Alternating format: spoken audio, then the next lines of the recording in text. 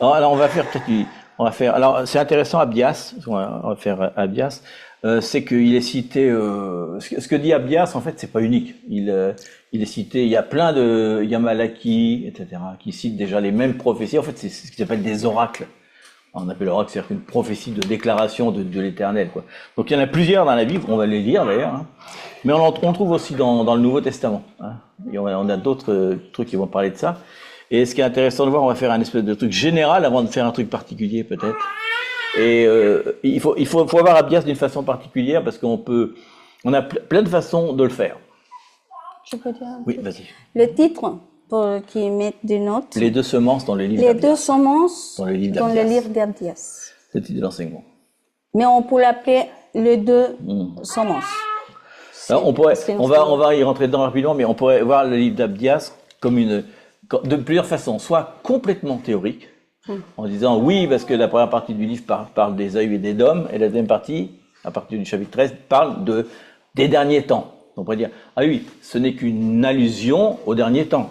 On pourrait dire ça. Ça nous intéresse, nous, que la fin, c'est déjà passé, ça. La question est, est-ce que c'est déjà passé? Est-ce qu'Édom et Ésaü sont vraiment morts ou pas? C'est ça que on va se poser, on va voir qui c'est. Donc on pourrait voir ça comme ça, ou alors on pourrait être complètement l'inverse, se dire non, il n'y a que ça, Ésaü et Édom, etc. Ou alors ça s'est déjà arrivé. Et on va voir qu'en fait tout ce qu'on voit c'est pour ça qu'on appelle ça les deux semences. Et le texte, alors quand on le lit avec le texte original en Strong, c'est extraordinaire. Hein. Le texte qu'il utilisait, les mots qu'il utilise, Abias, sont très très particuliers. Il n'utilise pas au hasard.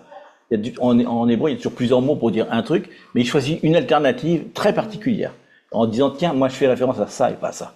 Donc des fois la traduction peut être un peu difficile à suivre, parce qu'on pense qu'il parle d'un truc réel alors qu'il parle d'un truc spirituel. Et on va voir que l'ensemble est spirituel et naturel en même temps, mais c'est en même temps la répétition de plusieurs choses qui sont déjà arrivées. Ça remonte jusqu'à Satan, ça va Abel et Caïn, ça va avec Jacob et Ésaü, ça continuera avec toujours les frères Ismaël, Isaac. On va voir que c'est une répétition, et dans les derniers temps, l'Antéchrist fera exactement la même chose que ça. Donc en fait, c'est un message universel, pratiquement, qui parle déjà de la semence. Donc on avait commencé par ça, il y a 2 semences sur la terre. Pour Dieu, il n'y a pas 3 semences. Hein. Il y a ceux qui sont dans le peuple de la foi, et il y a ceux qui sont en opposition à Dieu. Il est dit, hein, ceux qui ne sont pas avec moi sont contre moi. Il fait pas donc il y a un jugement par rapport à ça. C'est la semence de la serpent.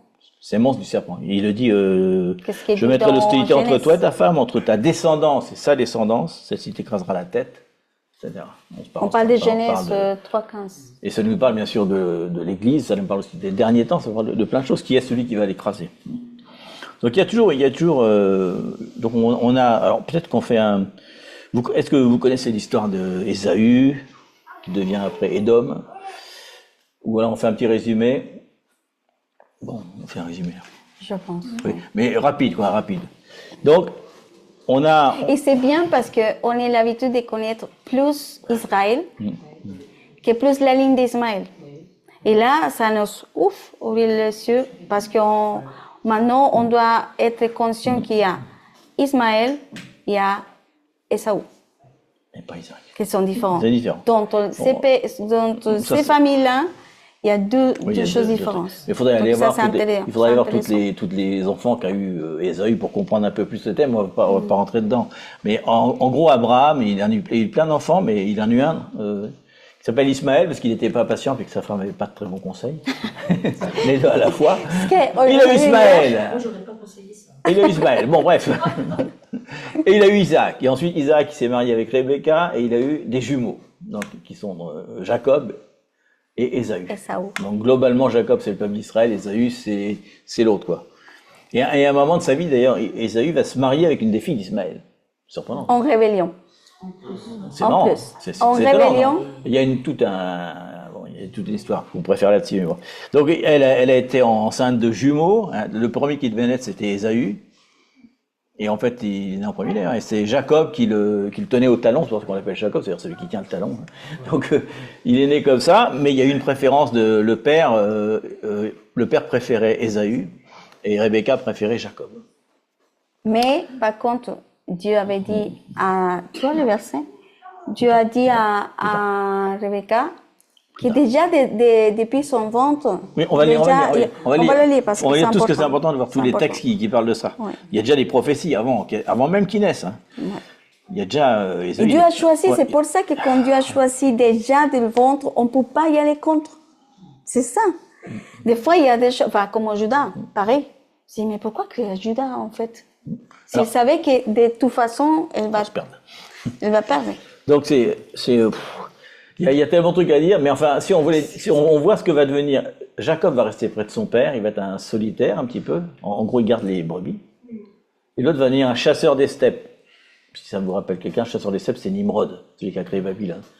Chasseur. Alors, si vous regardez bien, revenons en arrière avec Adam et Ève. Adam avait un préféré, c'était Caïn. Parce qu'elle dit, j'ai conçu ce fils, je l'ai conçu avec Dieu, celui-là. Elle parle pas du père. Elle dit vraiment, ton père, non, laisse tomber, je l'ai conçu avec Dieu, carrément. C'est pour ça que Caïn a un esprit d'orphelin, parce qu'il n'a pas de père, justement. Et il préfère Abel. Mais qui a tué? Caïn a tué Abel. Qu'est-ce qu'était Caïn? Il était chasseur, Abel était berger. De la même façon qu'on a... Pardon? Oui, là, mais il était chasseur. Tu vois l'offrande qu'il fait, il fait pas une offrande des mêmes choses. Et il était toujours à l'extérieur, ça comment dire quoi. Chasseur, c'est particulier les chasseurs parce que même dans la génétique, il y a les chasseurs et les agriculteurs. C'est très important. Mais il faut lire bien le truc. Bref, il y a toujours ce truc de jalousie et d'animosité entre deux frères. Mais je viens plus derrière. On ira plus après dans le futur. On verra comment dans le futur ça s'est reproduit après. Oui, et on pourrait dire l'Ukraine et la Russie, ça serait bien aussi, parce que c'est la même chose. Un petit peu, oui. Oui. C'est pour ça qu'on le lit, parce qu'en ce moment, c'est ce qui se passe. Donc on est dans un truc particulier. Et si on vient derrière, on peut dire le moment de Noé, Dieu a sorti 8 personnes, au milieu de tout, et seulement une, que c'est Cam. C'est Cam, on dit en français. Cam. Et Cam, non pas Cam. Noé t'a dit. Hein? Cam. Oui. Cam, je crois qu'il dit Cam. Cam, elle était vraiment... C'est Chem pour nous. Chem. Chem pour nous, c'est Cam, on est en espagnol, c'est Cam. C'est pour ça que je dis Cam. En français, c'est CH. CHEM. Comment c'est dit en français? Cham. Chem. Cham. Et donc, vas-y. Donc déjà, elle dit, Noé a donné une malédiction, mais à sa descendance. Mais pas à lui. Sa descendance. Depuis là, donc on comprend mieux aujourd'hui pourquoi s'est déroulé tout depuis Noé, en fait. De là, est-ce qu'il vient tout. Alors on voit que, donc, rapidement, pour faire bref, il était chassé un jour, mais il était très fatigué, il revient, et monsieur Jacob a fait une super soupe de lentilles rouges, qui se fait encore, hein, c'est une soupe qui se fait encore en Israël, qu'on mange un jour. Le 9 de Av, il mange ça pour se rappeler de ça. Donc c'est intéressant, parce qu'il dit, oh, ça sent bon ta soupe, elle est rouge. Donc je voudrais bien en manger, mais il dit, en échange, il dit, tu me donnes ton droit d'aînesse, c'est-à-dire le fait qu'il était premier-né, il avait des avantages. Et il dit, à quoi ça sert le droit d'aînesse de toute façon? Moi je vais mourir, c'est nul votre truc de religion, là. Ça m'intéresse pas. Donc il préfère la soupe de lentilles, donc comme c'est rouge, ce jour-là il va changer de nom, il va s'appeler Édom, puisque Édom ça veut dire rouge. Donc on va l'appeler Édom au lieu d'Ésaü. On dit qu'il était poilu. Poilu. Il était poilu. Non, rouge, peut-être pas. Je pense pas qu'il était roux quand même. Mais c'est là que quand il a mangé, de la parole, oui. Il était roux, tu crois? Oui. Non, est-ce qu'il le dit? Parce qu'il dit, dis-moi, laisse-moi manger. Il dit, laisse-moi. Laisse-moi manger de ce roux-là, qu'il dit. C'est poilu. Oui. Ouais, la tradition. Ok, j'ai pas. Non, mais il le dit. Il est poilu roux, là. Mais c'est de là, quand il a mangé, le lentilles qui vraiment a changé son nom. Là, on change son nom. On dit qu'il c'est marqué dans 25. Il change de nom à ce moment-là. Ça veut dire que maintenant. On se rappelle que le nom, c'est l'identité, c'est ce que ça veut dire. En tout cas, il est connu comme celui qui a mangé des lentilles plutôt que de garder le droit de la bénédiction. C'est en fait l'héritage que Jacob avait pour lui, le plan que Dieu avait pour lui. Il dit le plan de Dieu, etc. Je m'en moque. De là vient la semence qu'on a, ceux qui sont pour la foi, et ceux qui le plan de Dieu, ça ne les intéresse pas du tout. Ils sont de part. Donc c'est ce jugement-là dont on va parler Abdias, en étant précis, un petit peu plus précis. Ensuite, bon, il y a... En fait, il n'est pas content parce qu'après, il a envie de tuer son frère. Mais il ne va pas y arriver parce que Rebecca va le sauver. Tu peux le laisser ouvert? Il va l'envoyer vers son monsieur Laban pour qu'il se marie, etc. Et donc, il va s'en échapper. Et bon, Ésaü, il a plein de problèmes avec ses femmes. Il se marie avec des femmes de tous les trucs. Des Hittites, des machins, des Jébusiens, il fait tout. Là. Et il n'a pas de chance que les deux premières, déjà, ne peuvent pas donner elles sont stériles. Il a 40 ans quand même. Donc, il continue avec plein de choses. La fille d'Ismaël, ça l'intéresse. Bon, il est assez bon. Et d'ailleurs, quand il va recevoir la bénédiction de Jacob, on voit que quand Jacob va mourir, il va donner un héritage. Et c'est très marrant parce que Ésaü va récupérer l'argent, la moitié de l'argent, et toutes les femmes de son père. C'est bizarre. Et l'autre, non. Il ne prend pas les femmes, ça l'intéresse pas. Mais lui, il veut toutes les femmes. Il y a quand même quelque chose de perversion, dont parle l'hébreu d'ailleurs. Il dit que c'est un fornicateur. Hein. C'est ce qui est marqué. L'hébreu va dire que c'est un fornicateur. Donc il y a quand même quelque chose de particulier dans Ésaïe. Donc voilà. Alors, Genèse. C'est là où. C'est où? Oui, ce que je sais pas, tu l'écris. Non, mais je suis pas encore là, moi. Le verset alors on a. qui était né de le ventre. Oui, mais c'est un peu plus loin, ça, je crois bien, non? Je ne sais pas. Tu dis qu'il récupère toutes les femmes de son père? Oui, il partait avec toutes les femmes. De Jacob. De Isaac, de qui? De Jacob. De son Jacob. père. De son père Isaac. Son père, oui, son père Isaac, Jacob. Moi. Tu dis Jacob. Oui, non, pas de Jacob. Isaac, il meurt, il donne son héritage moitié-moitié. Il dit parce que le pays n'était pas assez grand pour que les deux soient même en trois, il va l'envoyer aux montagnes de Syr, qui est dans le sud de la Jordanie, avec les chameaux, les femmes notamment, et de l'argent, je peux pas plein de choses. C'est là, justement. Ah, attends, Genèse 25, 19. 19-31 Genèse 25, 19, 31. Alors, on va lire quand même un petit peu, mais là, on va revenir alors plus dans un truc plus terre à terre, parce qu'on va vraiment parler d'Ésaü maintenant, de qui est. Savoir, ça on va parler d'Ésaü qui il était, mais on va voir qui il est maintenant, quoi. C'est intéressant. Donc, il y a marqué, c'est Genèse 25, 19, 31, ou c'est 19, 31, ou c'est moins que ça? Bon, bref, Genèse 25, 19 en tout cas. Jusqu'à 30 ans. On va lire rapidement. Il dit, voici la lignée d'Isaac, donc fils d'Abraham. Donc Abraham eut pour fils Isaac.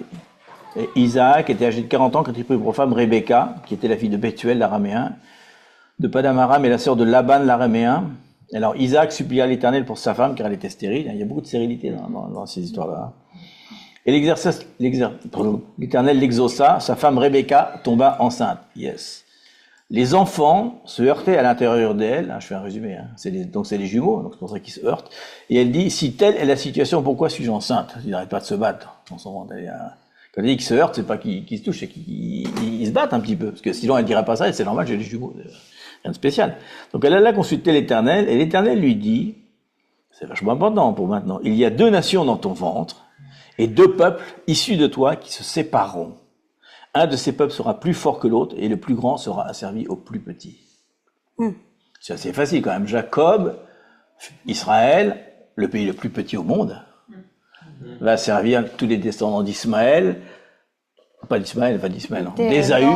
d'Ésaü, Édom, si vous voulez, les Édomites, comme on les appelait à l'époque, qui sont beaucoup plus nombreux, c'est sûr. Déjà, à la Pétra, ils étaient plus de 60 000 à habiter, donc c'était énorme. À l'époque, c'était énorme.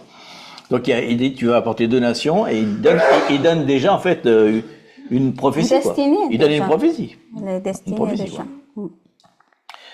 Alors, attends, parce qu'on est parti là-dedans. Donc, on a deux nations. Alors, je vais en donner d'autres avant de partir. On va en citer d'autres. Ce qui est intéressant de voir toutes les trucs qui sont parallèles à Abdias pour comprendre le contexte. Parce que Abdias c'est un contemporain de Jérémie. Donc, il y a une prophétie de Jérémie. C'est 49, 7 à 12. Jérémie. 49, 7 à 12. Je vais essayer de le trouver. Jérémie. 48. C'est bon. 49, 7 à 12. Donc, il dit sur Édom. Oracle sur Édom. Voilà ce que je dis sur Édom. Parce que Jérémie parle de plein de jugements, en fait. Mais sur Édom, voilà ce qu'il dit. Ainsi parle l'Éternel désormais, n'y a-t-il plus de sagesse dans Théman? La prudence a-t-elle disparu chez les hommes intelligents? Leur sagesse s'est-elle évanouie? Fuyez, tournez le dos, retirez-vous dans les cavernes, habitants de Dédan, car je fais venir le malheur sur Ésaü. Le temps de son châtiment, pardon. Si les vendangeurs viennent chez toi, Abdias va reprendre le thème dans le truc. Si les vendangeurs viennent chez toi, ne laissent-ils rien à grappiller? Si les voleurs viennent de nuit, ils ne dévastent pas ce qu'ils peuvent. Mais moi, je dépouillerai Ésaü. Je découvrirai ses retraites, il ne pourra pas se cacher. Ses enfants, ses frères et ses voisins périront, et il ne sera plus. Laisse tes orphelins, je les ferai vivre, et que tes veuves se confient en moi, car ainsi parle l'Éternel. Voici ceux qui ne devaient pas boire la coupe la boiront, et toi tu resteras impuni, tu ne resteras pas impuni, tu la boiras aussi. C'est intéressant, mais on a toujours ce moment Apocalypse 14, et on va parler de la coupe, des différentes coupes. C'est intéressant parce qu'il parle de Babylone, parce qu'il dit Babylone va boire la fureur, le sang, etc. Et chaque fois qu'on voit une coupe comme ça, c'est que ça parle d'un jugement par rapport à ça. Il y a plus, là? Ah non, j'y vais, après c'est à Pias. Ok. Et on a dans Malachie 1, 2, 4, encore un truc qui, ça vient de comprendre vraiment, et après on va voir qui est Édom, c'est plus facile. Malachie 1, 2 Voilà. à 4. Et donc c'est une parole de l'Éternel qui est adressée à Israël cette fois-ci. Oracle, parole de l'Éternel à Israël par Malachie. Je vous ai aimé, dit l'Éternel, et vous dites, en quoi nous as-tu aimé? Ésaü n'est-il pas le frère de Jacob? Dit l'Éternel. Cependant j'ai aimé Jacob, et j'ai eu de la haine pour Ésaü. J'ai fait de ces montagnes une solitude. J'ai livré son héritage aux chacals du désert. Et si Édom dit, nous sommes détruits, nous relèverons les ruines, ainsi par l'Éternel des armées, qu'ils bâtissent, je renverserai. Et on les appellera pays de la méchanceté, peuple contre lequel l'Éternel est irrité pour toujours.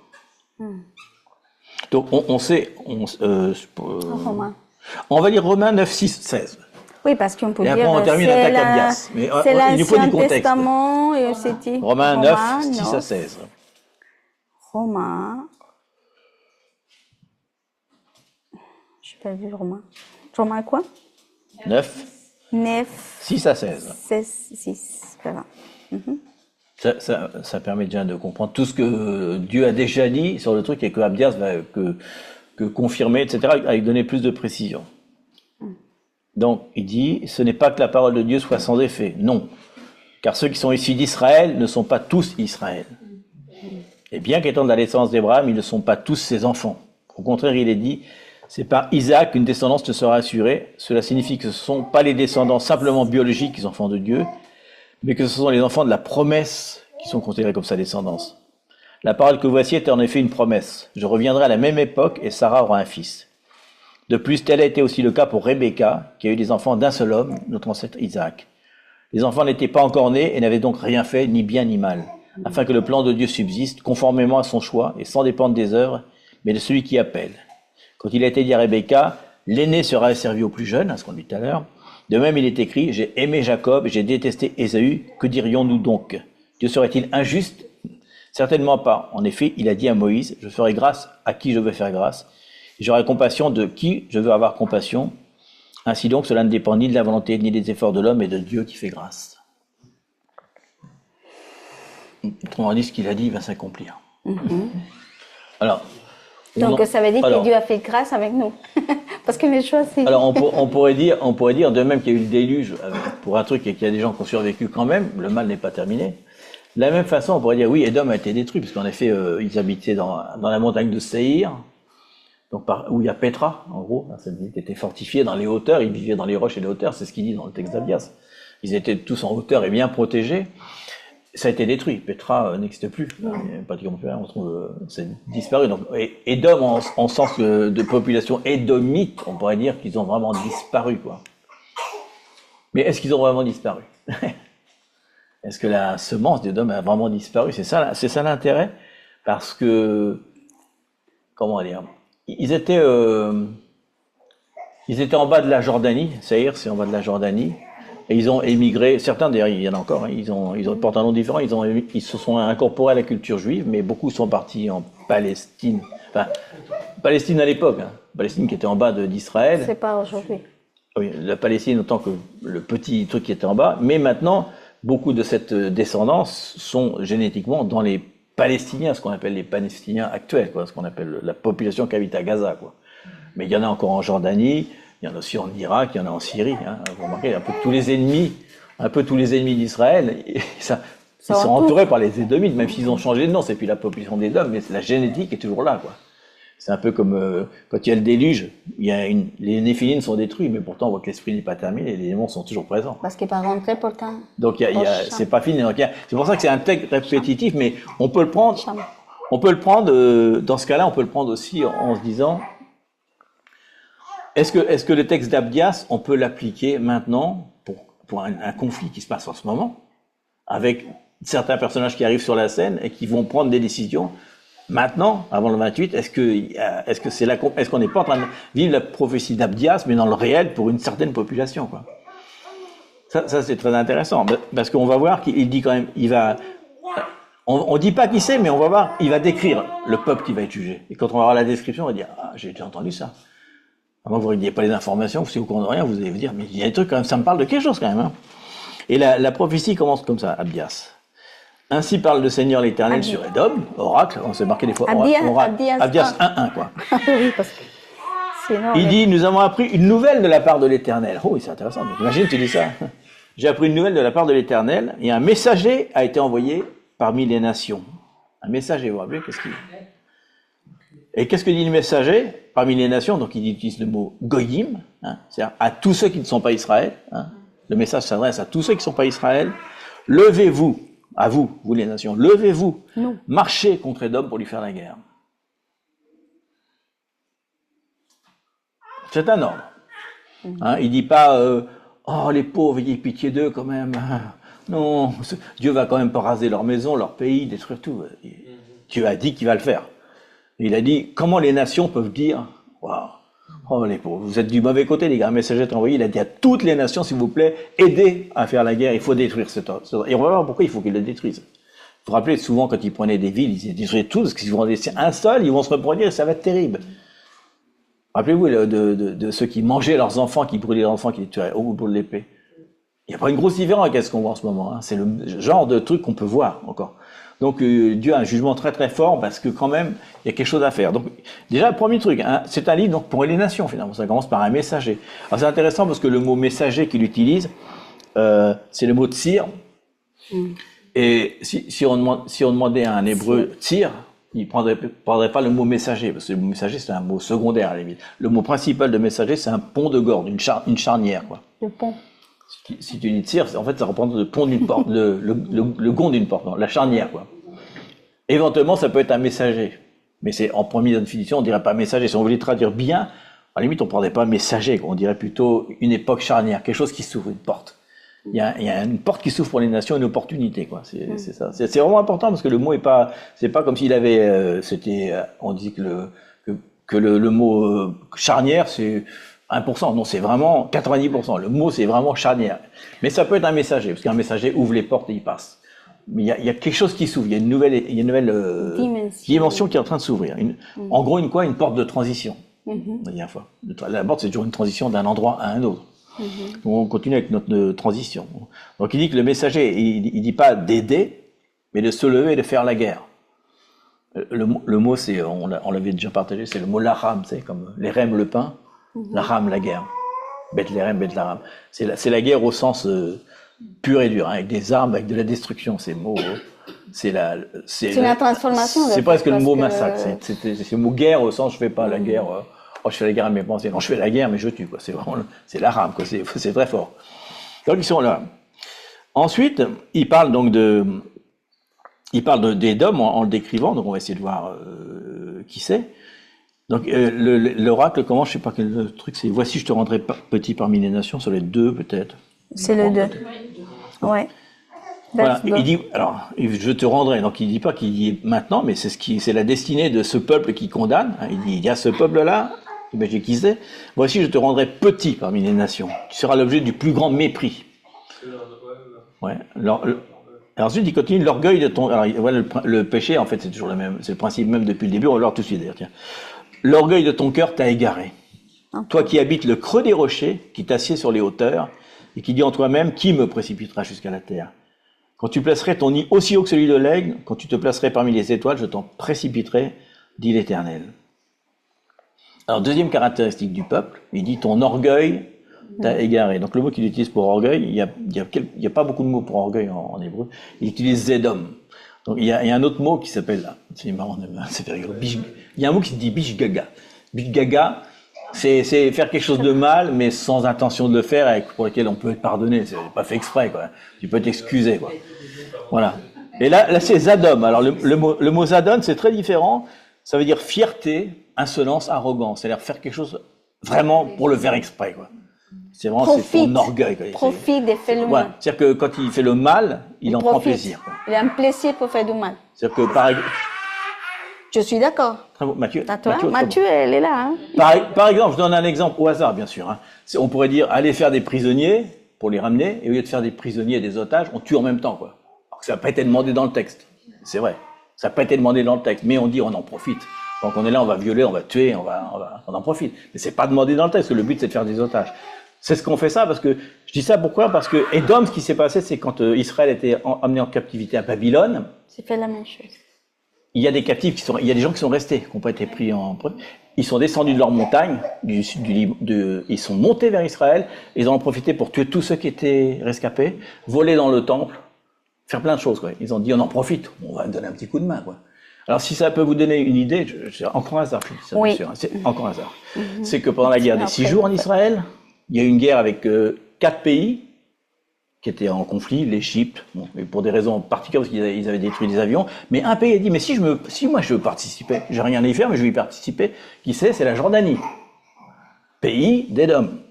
C'est le pays qui est rentré dedans, alors qu'ils n'avaient rien à faire dedans. Et ils ont perdu grave, hein, parce que ils ont perdu le Golan, ils ont perdu le Negev, ils ont perdu plein de trucs quand même, ça leur a fait très mal dans un truc. Mais on voit quand même une répétition, quand même. Les gens d'Édom, on dit, on va participer à la guerre, on n'a rien à y faire, on y va exactement comme le peuple d'Édom a fait, quoi.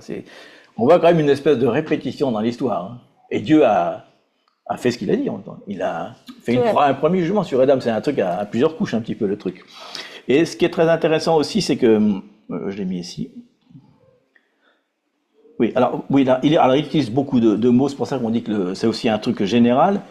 Il a dit, toi qui habites le creux des rochers, qui t'assieds sur la hauteur, qui dit, qui me précipitera jusqu'à la terre, quand tu placerais ton nid aussi haut que l'aigle, quand tu te placerais parmi les étoiles, je t'en précipiterai de l'Éternel. Alors, en fait, tous les mots qu'il utilise là, parce que c'est des mots particuliers, le mot étoile, il y a plusieurs mots pour étoile, mais il utilise un très particulier, qui représente aussi bien les anges. Quel verset c'est ça? C'est ce qu'on vient de lire. Ce qu'on vient de Les lire. 4. Le verset 4 si on lit Ésaïe 14, 12, on va voir qu'il utilise 3 mots identiques. Il dit, te voici tombé du ciel sur la terre, astre brillant parmi les étoiles, tu es abattu à terre, toi le vainqueur des nations. Encore une fois, hein. Tu disais en ton cœur, je monterai au ciel, je lèverai mon trône au-dessus des étoiles de Dieu, je m'assiérai sur la montagne de l'assemblée à l'extrémité du septentrion, je serai semblable au Très-Haut, mais tu as été précipité dans le séjour des morts, dans les profondeurs de la fosse. Donc il utilise le mot collab pour dire étoile, exactement comme dans Ésaïe, alors qu'il y a d'autres mots pour le faire, mais il utilise celui-là. Le mot hauteur, c'est le même mot que dans Ésaïe, alors qu'il y a plusieurs mots pour dire hauteur. Il y a au moins 3 mots qui veut dire, attention, Abias fait référence à Ésaïe, quoi. En disant, le problème d'Édom, c'est pas que Édom, c'est déjà le principe du mal lui-même, l'orgueil. Il dit, je monterai dans les étoiles, il dit, tu vois, tu monterais comme un aigle dans les hauteurs. Et ils sont en effet dans les hauteurs, ils sont dans des rochers en hauteur. À Pétra, c'est des rochers très très hauts, ils étaient tranquilles. Donc, on voit quelque chose que l'orgueil qu'a Édom, finalement, c'est satanique. Donc, c'est la semence. C'est cette semence. De la serpent. Donc, la semence des Néphilim, c'est la semence de truc, c'est la semence de maintenant, c'est un jugement concret. Mais malgré tout, il y a des gens précis sur Terre, maintenant, qui ont cette semence. Et bien sûr, particulièrement ceux qui s'opposent à Israël. Particulièrement, parce que c'est le péché originel, c'est contre son peuple. Parce que être contre son peuple, c'est être contre Dieu lui-même. C'est marqué, celui qui bénira Israël sera béni, celui qui maudira sera d'ailleurs, maudit. la bénédiction, oui, dans la bénédiction de... Bien. Parce que le renier, c'est ce qu'il a fait d'ailleurs Ésaü. C'est la première. Oui. D'ailleurs, c'est ce qu'il a fait. C'est ce qu'il a fait justement Ésaü. Renier la bénédiction. Une fois on reniait la bénédiction de Dieu, le droit d'aînesse, par exemple. On est contre Dieu. C'est notre héritage et c'est la bénédiction qui parle. Donc, bénédiction d'Isaac à Jacob dans Genèse 27. Jacob s'approcha, donc Isaac s'approcha de Jacob, et l'embrassa. Isaac sentit l'odeur de ses vêtements, il est un peu aveugle à ce moment-là, je crois. Il le bénit alors en disant, l'odeur de mon fils, c'est beau ça, est pareille à celle d'un champ que l'Éternel a béni. Que Dieu te donne de la rosée du ciel et des richesses de la terre, du blé et du vin en abondance. Que des peuples te soient asservis, hein, et que des nations se prosternent devant toi. Ça, à la fin des temps, ça va être très fort, là. Sois le maître de tes frères, donc ses frères, c'est qui? C'est Ésaü, tous les autres, quoi, tous les descendants d'Ismaël après. Hein. Et que les fils de ta mère se prosternent devant toi, maudits soient tous ceux qui te maudiront, et bénis soient ceux qui te béniront. Waouh. Donc, c'est frontal, ça veut dire, je n'accepte pas. Parce qu'après, c'est fort, parce que si on continue à lire, quand elle commence à venir, En ce moment, Esaü arrive pour savoir qu'est-ce qu'Isaac va dire. Il a dit, il n'y a pas de mots dans ma bouche. Donc là, je trouve que pour lui, c'était un peu Alors, on pourrait lire après Parce que c'est là, après qu'il a dit qu'il est mort, il part, et comme on l'a entendu de son père, les deux, de dire qu'il dit Isaac à Jacob de ne pas se marier ou de ne pas être des descendants avec Canaan, parce que c'est une ordre. Qu'est-ce qu'il a fait, Saül? Il l'a fait. Il est arrivé directement et visité à Ismaël. Il a cherché une femme pour se marier et commencer la descendance contre ce que Dieu dit. Donc, c'est fait exprès. Bien sûr, il l'a fait. Donc, ça veut dire pour lui, elle n'aime pas, je vais le faire. Donc, l'orgueil, c'est contre Dieu. Et David disait que cette fille, elle a comparé tout le temps. Ah oui? Oui. Bien sûr. Et alors, on voit après que il va citer, on va lire en ça commence par si les voleurs, donc je sais pas quelle est la ligne de Abdias. D'accord. Alors, on voit on l'a lu déjà Malachie, on voit qu'il reprend le thème de Malachie, et on va se demander de qui il parle, à nouveau, parce qu'il y a des signes très forts. Il dit, si des voleurs ou des pillards viennent de nuit chez toi, comme te voilà dévasté, mais en livrent-ils plus qu'ils ne peuvent? C'est-à-dire que quelqu'un vole chez toi, il peut voler des trucs, mais c'est un truc, il vole pas tout, quoi.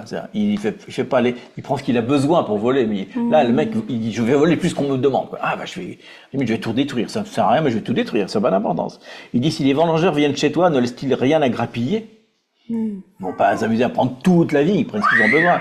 Donc, c'est-à-dire qu'ils vont au-delà de ce qu'on leur demande, quoi. Ils vont au-delà c'est une espèce de vengeance supplémentaire, quoi. Tout ce qu'ils peuvent faire de mal, de vol, ils le font, même si ça n'a aucun intérêt, puisque c'est pas leur nécessité, c'est pas leur besoin. Parce que alors, il explique plus tard, un peu plus loin. Il dit, comme Ésaü est fouillé, comme ses trésors sont découverts, tous tes alliés t'ont chassé jusqu'à la frontière, donc il va reprendre tout ce qu'on a dit tout à l'heure, tes amis t'ont joué, t'ont dominé, ceux qui mangeaient ton pain t'ont dressé des pièges, et tu n'as pas pu t'en apercevoir. On aura peut-être la révélation bientôt de ce que ça veut dire. N'est-ce pas, en ce jour, dit l'Éternel, que je ferai disparaître d'Édom les sages et la montagne d'Ésaü l'intelligence, donc c'était Malachie qui cite. Tes guerriers au Théman, il cite encore Malachie, seront dans l'épouvante, car tous ceux de la montagne d'Ésaü périront dans le carnage. Et il dit ensuite, cette phrase très importante, à cause de ta violence contre ton frère Jacob, tu seras couvert de honte et exterminé pour toujours. Il dit que c'est à cause de ça, en fait. Il y a tout le reste du péché contre Dieu, ça oui. Mais pour l'extermination, il dit c'est à cause de ta violence contre ton frère Jacob que tu seras couvert de honte et exterminé. Donc il dit à cause de ton Hamas, parce que violence c'est Hamas, qui veut dire un mot un peu triple, qui veut dire violence, cruauté et mal. Injustice. Et injustice aussi. Ouais, donc c'est un terme fort, parce que c'est pas que le mal, c'est aussi la cruauté, quoi. Faire des choses dégueulasses pour le plaisir de le faire et si possible de le filmer.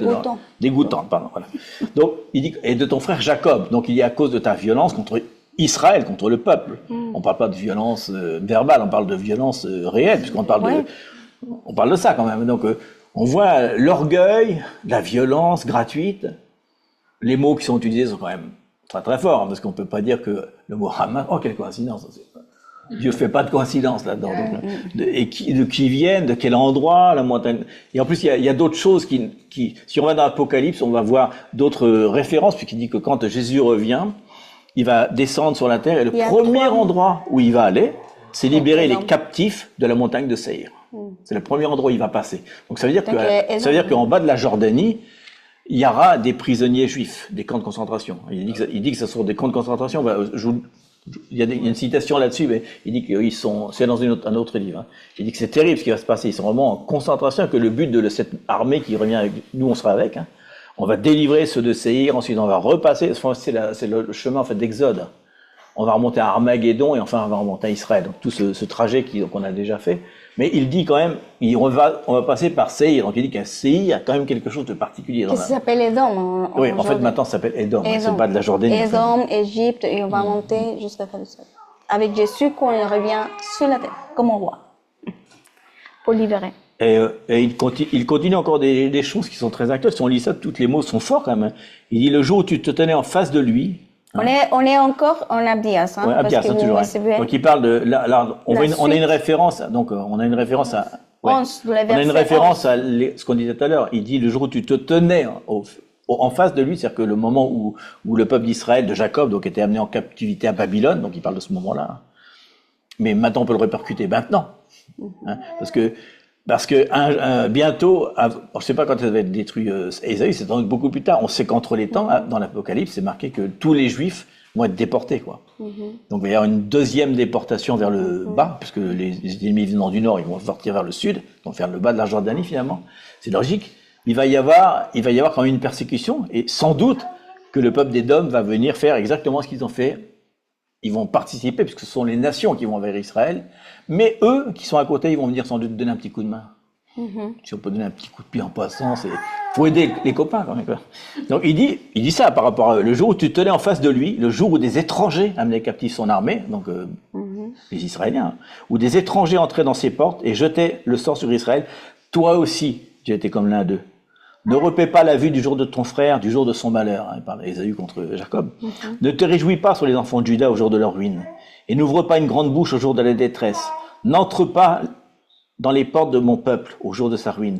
Ne te repaie pas à la vue de son malheur au jour de sa ruine. Et ne porte pas la main sur ses richesses au jour de sa ruine. Ne te tiens pas au carrefour pour exterminer les fuyards. Et ne livre pas ses rescapés au jour de la détresse. Car le jour de l'Éternel est proche pour toutes les nations. Donc là, on voit d'un seul coup, il dit, il va y avoir une destruction d'Israël. Il leur donne un conseil. Ils le lisent ou pas, hein. C'est dans l'Ancien Testament, donc ils peuvent le lire. Hein. Il dit, ne fais pas ça comme tu as déjà fait. Ne fais pas ça, parce que sinon, au jour de l'Éternel, au moment où Jésus revient, il ne sera fait comme tu as fait. Et tes œuvres retomberont sur ta tête. Car comme vous avez bu sur la montagne sainte, ainsi toutes les nations boiront sans cesse. Elles boiront, elles avaleront, elles seront comme si elles n'avaient jamais été. Mais le salut sera sur la montagne de Sion, elle sera sainte, et la maison de Jacob reprendra ses possessions.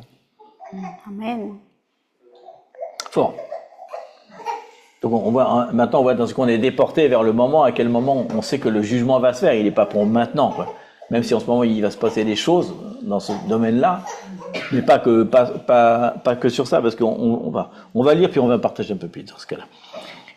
Il dit la maison de Jacob sera un feu et la maison de Joseph une flamme. Mais la maison d'Ésaü sera du chaume.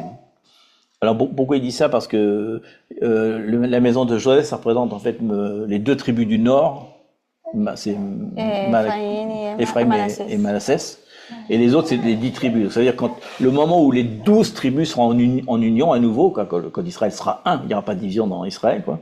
La maison d'Ésaü sera alors du chaume. Ça prend facilement, mais j'aime bien le feu et la flamme, quoi, parce que forcément, en maison de Jacob, c'est un feu, ils sont 10 nations, et l'autre, c'est juste une flamme, ils sont que 2 nations. Mais les deux réunis vont allumer le feu sur Ésaü. Donc on voit voilà comment la destruction va se faire au dernier temps. Il dit, elles l'allumeront et le consumeront, et il ne restera rien de la maison d'Ésaü, car l'Éternel a parlé. Rien à faire. Il dit, et après, donc il parle de ce qui va se passer après. Ceux du Midi posséderont la montagne d'Ésaü, et ceux de la plaine, le pays des Philistins. Ils posséderont le territoire d'Éphraïm et de Samarie. On aurait dû amener une carte pour vous montrer. Et Benjamin possédera Galaad. Il dit ensuite les captifs de cette armée des enfants d'Israël, donc ceux qui ont été captifs, vous vous rappelez qu'il y a des captifs partout qui vont être délivrés, posséderont le pays occupé par les Cananéens jusqu'à Sarepta. Sarepta, c'est le nord, c'est Sidon et Tyr, donc c'est le nord du Liban. Le nord du Liban, oui. C'est pas à côté, c'est pas au nord-est de Jérusalem. C'est au-dessus de Jérusalem, mais sur la côte, c'est à la Méditerranée, c'est Sidon et Tyr. Voilà. Donc, et les captifs de Jérusalem qui sont à Sépharad posséderont les villes du Midi. Les libérateurs monteront sur la montagne de Sion pour juger la montagne d'Ésaü. Bah oui, c'est nous. Hein. Et à l'Éternel appartiendra le rêve, donc le retour final, fin de l'histoire. Quoi. Mais il dit que Israël du coup va s'étendre sur Gaza, va s'étendre sur la Jordanie, va s'étendre sur le Liban et en bas. C'est-à-dire qu'Israël va être très très grand, le pays va être très grand. En fait, ça continue ce qui s'est passé pendant les 6 jours, ils vont prendre des territoires. C'est ce qu'ils voulaient faire Donald. Oui. Ouais. Oui. C'est ce qui se passe. Ce qui se passe en ce moment, c'est pour ça que c'est intéressant. Pour tu nous, vois, pour Abdias, nous, le il Seigneur prend le Seigneur. livre. On s'est dit, le Seigneur nous raconte une histoire qui est en vrai. Ça a commencé à l'autre mois qui a commencé le mois. C'est pour ça qu'on est privilégié Privilégié, ouais. que Dieu Donc, nous raconte ça. C'est Non. vraiment... Même si on dit qu'il y a des nations bougs et des nations qui sont jugées comme d'autres, il y a un rémanent dans le truc. Donc attention à qui on soutient, quoi. Attention à qui on soutient. Ce qu'on dit, ça serait être en tout cas contre le plan de Dieu. Dieu a dit non, non, non, non. Non, non, si vous n'avez pas compris, c'est non, quoi. Ne prenez pas même un petit bout de participation à ça. Vous devez être, c'est clair, il dit aux nations, levez-vous, s'il vous plaît. Faites la guerre, pas forcément physique, faites la guerre contre cet esprit-là, quoi, qui est en train de dire, parce que moi j'ai un plan, il dit, parole de l'Éternel, oracle, j'ai dit, ça sera. C'est comme ça. Il dit, en plus, ils vont essayer de se relever. Ils vont dire, mais c'est pas grave, on va se relever. Et je les écraserai à nouveau. Je les écraserai à nouveau. Jusqu'à ce que, à la fin, ça soit vraiment complètement écrasé, quoi. Mais ça représente, c'est le jeu final, quoi. Ça représente, en fait, beaucoup d'ennemis. Parce que les ennemis, on pourrait penser, c'est que à gauche, vers Gaza, vous voyez. Mais ça peut être très bas, le Yémen. Ça peut être aussi comment ça s'appelle, l'État islamique, l'Irak, etc. Parce que c'est eux qui sont là. Donc, tous ces esprits, ils sont là.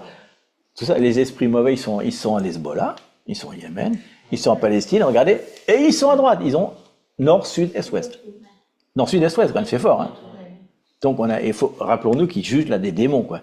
Ils parlent de semences, quoi. Donc, c'est-à-dire que les démons sont positionnés partout, ils sont en train de préparer quelque chose, on le sait. Ils préparent une espèce de paix factice. Ils préparent la destruction de Jérusalem, mais eux, ils ne savent pas, c'est ça qui est dommage, quoi. Ils ne le savent pas, parce qu'ils ne disent pas la parole de Dieu. Sinon, ils seraient... Hamas, en arabe, ça veut dire zélé, je crois. Oui, je sais, c'est l'inverse, mais c'est le truc de Satan qui mélange. C'est incroyable, ça. Comment il a... Oui, parce que... Et en fait, il ne contrefait pas, parce que dans la tradition, tuer un juif, c'est du zèle. C'est bien. C'est une violence qui est bonne. Donc c'est pour ça qu'ils l'ont appelé zèle, en fait. C'est très surprenant, quoi. C'est pas une contradiction, c'est juste que pour eux, c'est bien. C'est bien pour eux. C'est comme si on... C'était comme Paul quand il était zélé, qui persécutait les Juifs. Bah oui, exactement. Le zèle, le juif de Paul, c'était de persécuter les juifs. Mais alors, comme on disait tout à l'heure, il y a un mélange, puisque toute la Palestine n'est pas descendant d'Ésaü ou d'Édom. Il y en a beaucoup qui sont descendants d'Ismaël. Donc c'est ça ce Et on qu'on voit, doit si on regarde, on voit plein de gens à l'intérieur qui se révoltent. On dit, mais on ne veut pas avec ces gens-là, nous on n'a rien à faire avec eux. Nous on n'est pas d'Ésaü, on est d'Ismaël, nous n'avons rien à voir. Hein. Et ils ne peuvent rien faire, hein. Ils sont pourris. Et d'ailleurs, Israël le sait, parce qu'Israël parle des rouges, parce que, il y a le mot hébreu qui parle, mais il le sait, il connaît l'histoire. C'est pour ça que pour eux c'est dur, mais en même temps, il y a un héritage pour nous, comment on va se positionner. C'est pour ça qu'on doit prier pour les discernements, que le Seigneur nous donne les discernements, et que nous, on commence à prier dans le fait que le Seigneur amène la descendance d'Ismaël, parce que c'est partie de la promesse.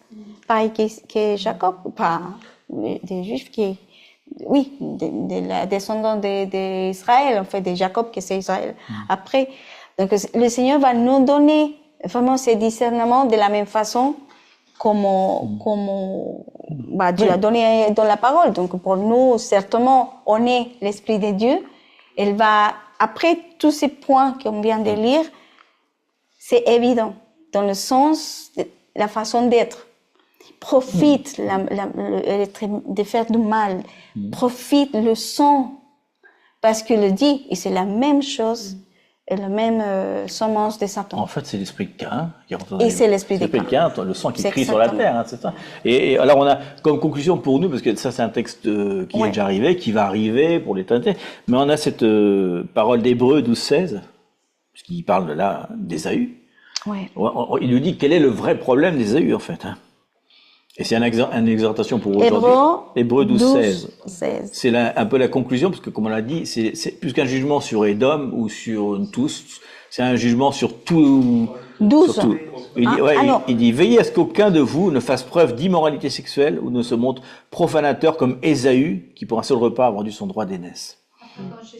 Il dit 12-16. Ah, 12. C'est pour ça que tu as entendu 12-16. C'est 12. Oui, alors en fait, il dit comme Ésaü, mais Ésaü, on n'a pas de signe d'immoralité sexuelle en soi, quoi. Mais il dit que ça, en soi, puisqu'on n'a pas de texte qui dise des choses particulières par rapport à ça, même s'il avait un nombre de femmes extraordinaire.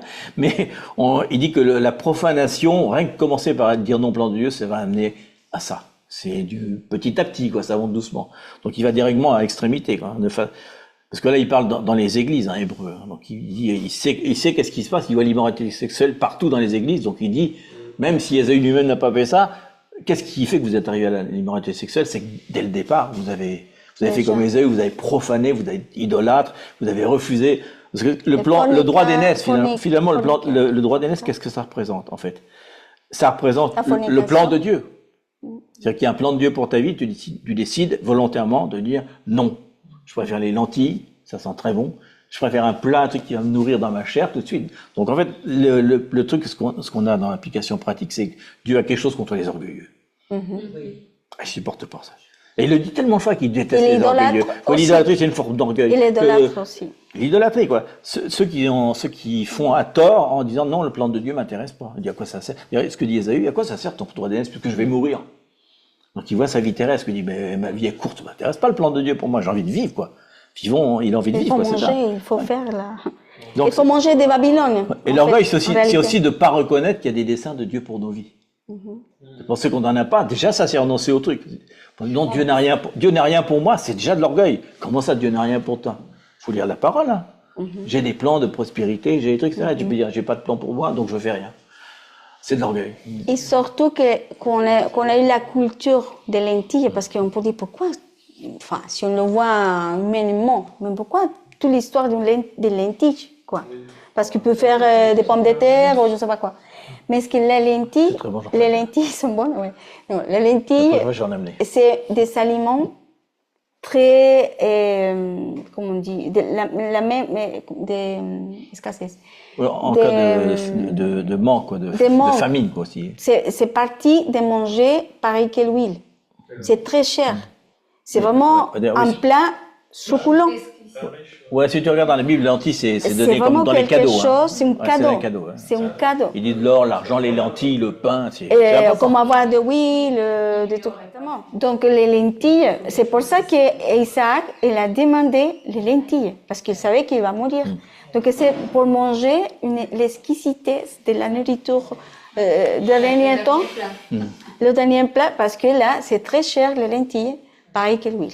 Donc là, c'est comme si, exactement la même façon que Saül a rejeté le plat, c'est ça. Je suis capable de faire ma force, de chasser pour moi et manger. Pourquoi je dois manger ces plats, ces plats succulents, je peux chasser, je peux manger.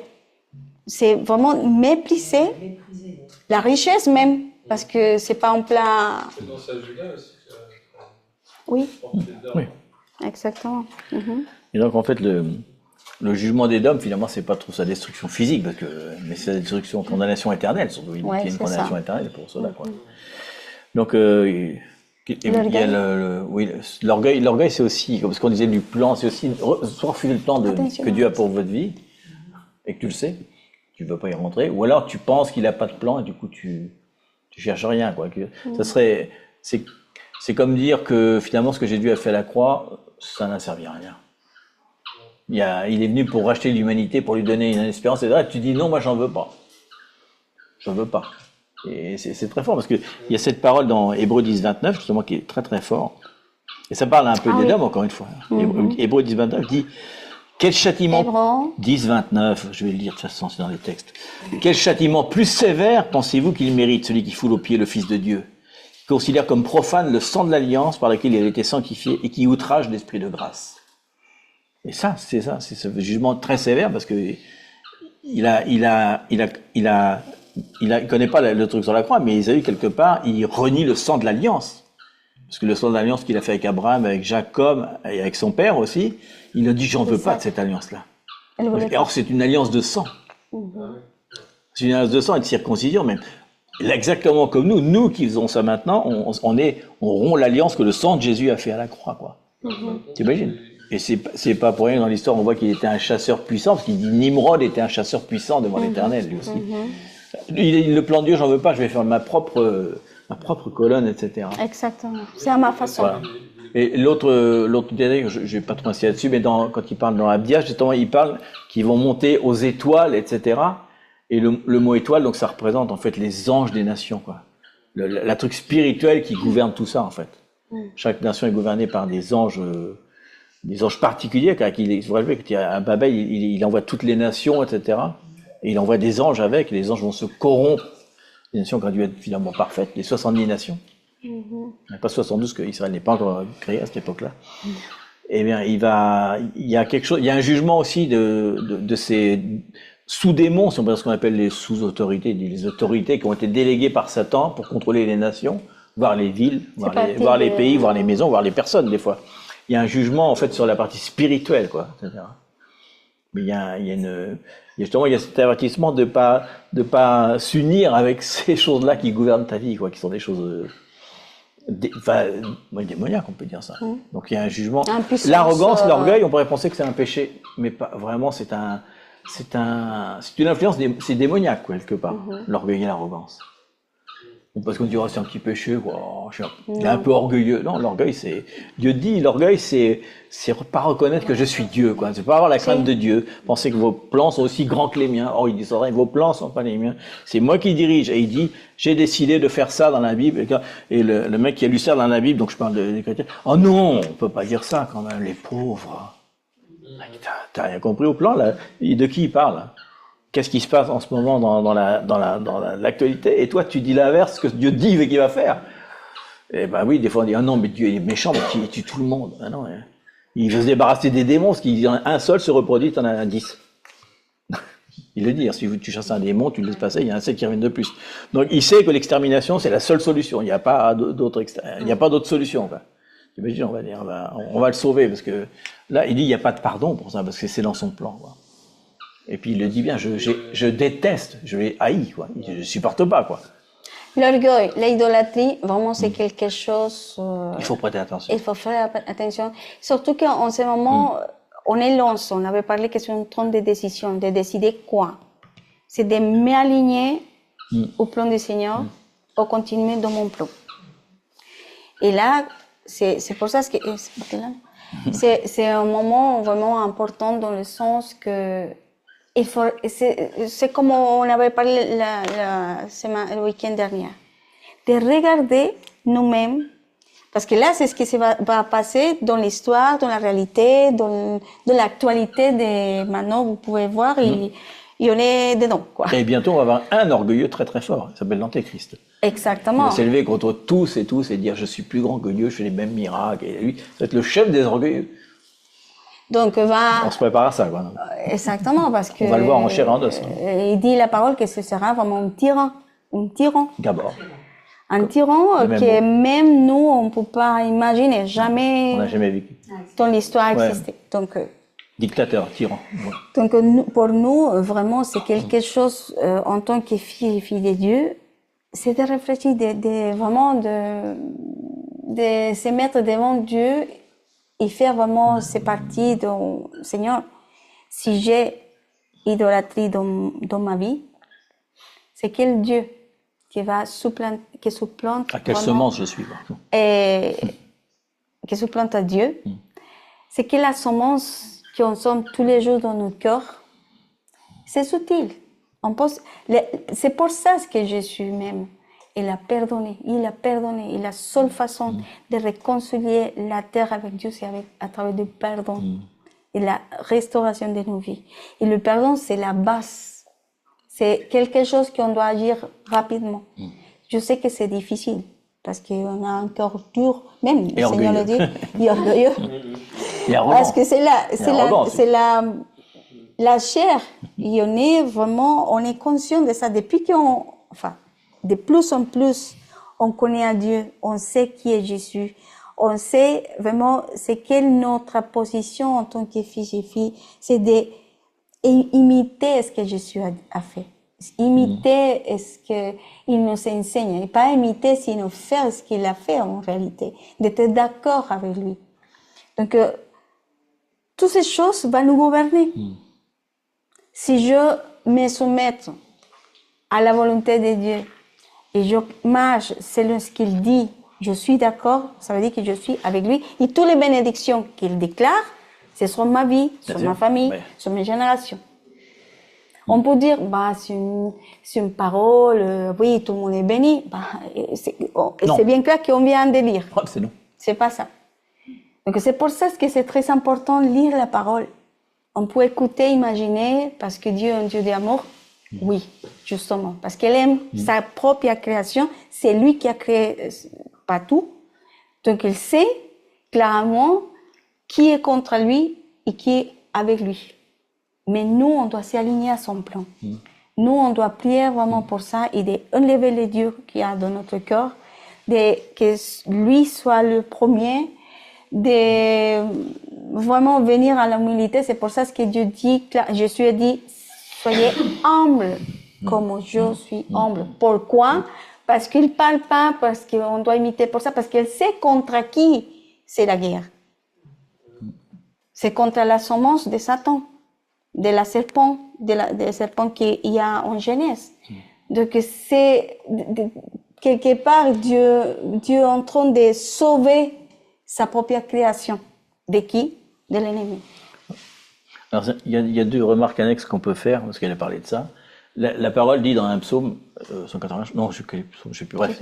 Il dit l'intégralité de la parole est la vérité. Ah, si, 150. Alors, imagine-toi que tu dis, oh, ce livre-là, il n'y a qu'un chapitre, je ne vais pas le lire. Puis, ça parle de trucs qui sont déjà passés. Même si tu lis pas le livre d'Abdias, qui est un tout petit truc, eh ben, tu rates une énorme partie de la vérité du plan de Dieu. C'est énorme le truc qui est dans Isaïe. C'est unique.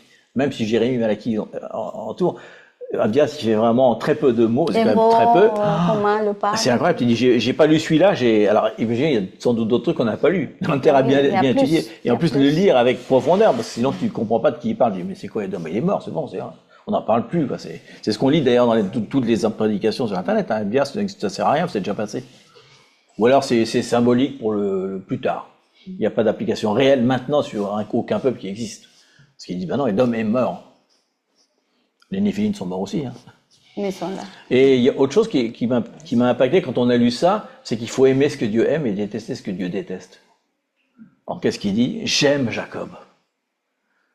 On doit aimer Israël. Si on n'aime pas Israël, eh ben on passe complètement à côté parce qu'on n'aime pas ce que Dieu aime et on se dit mais c'est incroyable ça. Et il déteste. Et on pourrait dire non, moi j'aime beaucoup ces gens-là. Ils avaient bien fait, ils se sont bien vengés, bien fait pour eux. Il y a rien qu'on dise ça en France. T'imagines? Comment tu veux dire? Et tu dis j'aime ce que Dieu déteste. Wow! Et là, il dit bien celui qui bénit ce que j'aime sera béni, celui qui déteste ce que je déteste, ça va pas être bon. Hein. Donc, il faut faire attention à nos positions, parce que ce qu'on déclare avec nos bouches, Dieu l'entend. Et si on le pense, c'est peut-être pareil aussi. D'ailleurs. Mais en tout cas, ça nous rappelle ça, qu'Abdias nous parle aussi qu'il y a un amour de Dieu. Mais attention, il n'est pas que pour Israël, hein, il parle sans arrêt. Il dit, parce qu'il ne dira pas, il y a un messager pour les nations. Il dit, nations, venez aider Israël, venez, parce que vous serez bénis. Parce qu'à la fin des temps, vous allez venir avec moi, vous allez remonter à la montagne sainte. Et vous serez là pour diriger avec moi. Le jugement, il est pour tous les autres, mais pas pour vous non plus, quoi. Donc il y a aussi cet entendement que peut-être qu'Israël n'a pas d'ailleurs, qu'il y a d'autres gens qui vont se mettre. Paul l'avait, hein, Paul était choqué au début. Hein. Lui, le juif, il dit, mais je comprends rien. Il dit ce mystère caché de toute éternité, que les nations aussi, et que même les nations avant Jacob vont les sauver, quoi. Waouh, c'est un plan fou. Et nous, on a la chance de pouvoir participer dedans, parce qu'on va le faire. Ils nous sont quelque part des messagers, des saints messages. Ah oui, on n'a pas partagé à la fin, peut-être on le développera, parce qu'à la fin, il parle de Sarepta, ah oui, c'est ça, la France. Ça veut dire. Hein, c'est le mot pour la France maintenant, la Sarepta, les forgerons, et de Sepharad, qui est l'Espagne. C'est l'Espagne. Parce qu'il dit qu'ils vont s'étendre jusque-là. Est-ce que ça veut dire qu'ils vont s'étendre carrément jusque-là? Possible, parce qu'il y a une des villes qui est située, qui est en Turquie. Donc peut-être Galate, ça c'est de la Turquie. Donc peut-être qu'il dit que... Parce qu'il dit que ce sont les captifs, les rescapés des captifs, quoi. Ceux qui ont été mis en captivité après la persécution de Jérusalem vont aller autre part.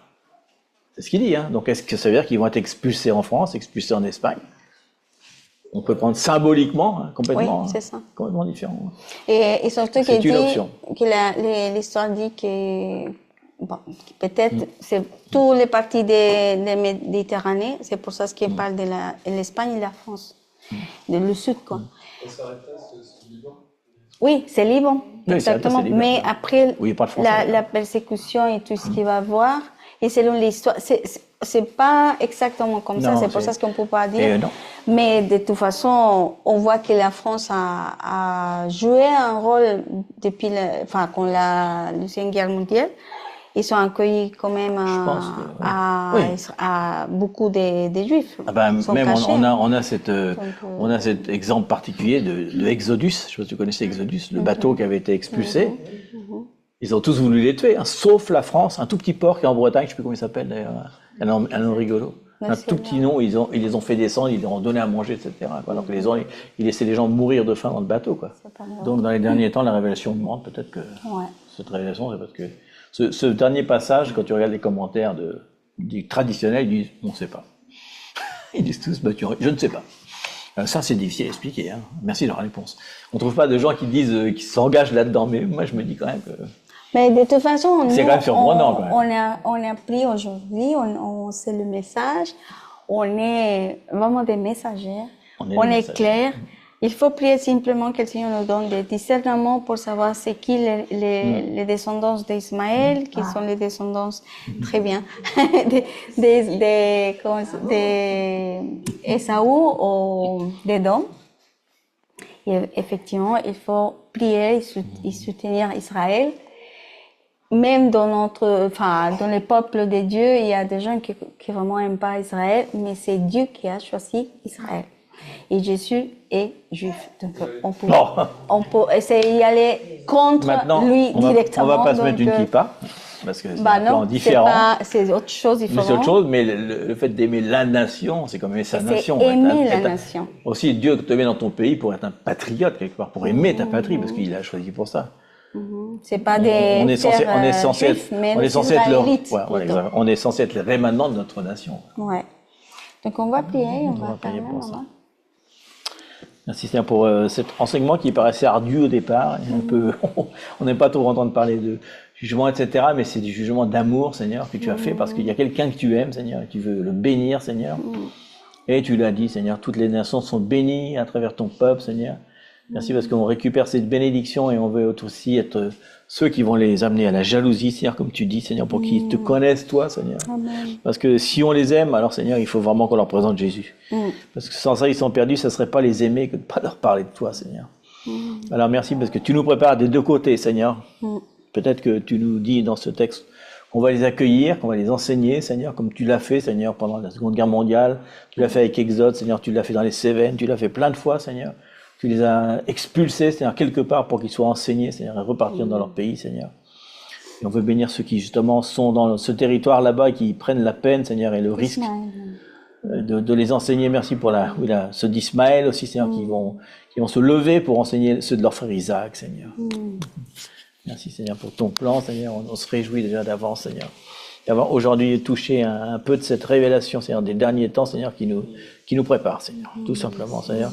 Et on veut renoncer, malgré tout, à tout esprit d'orgueil, d'arrogance, Seigneur, toutes ces choses qui nous empêchent, Seigneur, d'entrer dans le plan que tu as promis, parce qu'on veut déclarer, Seigneur, il y a vraiment un plan, Seigneur. On a vraiment un plan. Jésus, tu es le premier-né de nombreux frères, Seigneur.